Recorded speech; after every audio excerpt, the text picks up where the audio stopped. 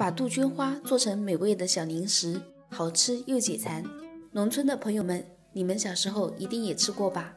杜鹃花虽然很好吃，但是吃的时候一定要注意分辨清楚，因为有的杜鹃花是带有毒性的，并不是所有的杜鹃花都可以食用。杜鹃花也叫映山红，像这种粉红色的杜鹃花是可以食用的，全株均可入药。花和果实对女性朋友还很有好处。小时候在山中玩耍，就经常采食它的花瓣，酸酸甜甜的，还很解渴。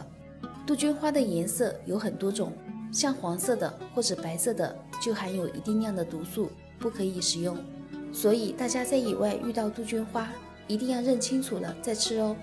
今天我也跟大家分享一个杜鹃花特别好吃的做法，把它做成杜鹃花脯，软软糯糯，酸酸甜甜，解腻又解馋。首先把采回家的杜鹃花清洗干净，洗干净后控水捞出，沥干表面的水分，然后把杜鹃花放入蒸锅中，冷水下锅蒸煮，水开后立马盛出。蒸煮后的杜鹃花晾至不烫手，然后将几朵杜鹃花合在一起，分成小束，全部整理好后，再找一个无油无水的容器，先在容器底部铺上一层白砂糖，然后把杜鹃花依次铺在上面。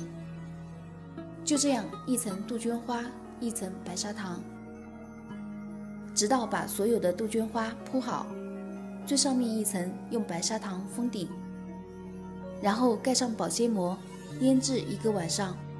第二天大家看一下，白糖已经全部化成水，这时候我们再将杜鹃花依次取出，分别在簸箕上摊开，剩下的糖水还可以泡水喝，酸酸甜甜的，口感特别好。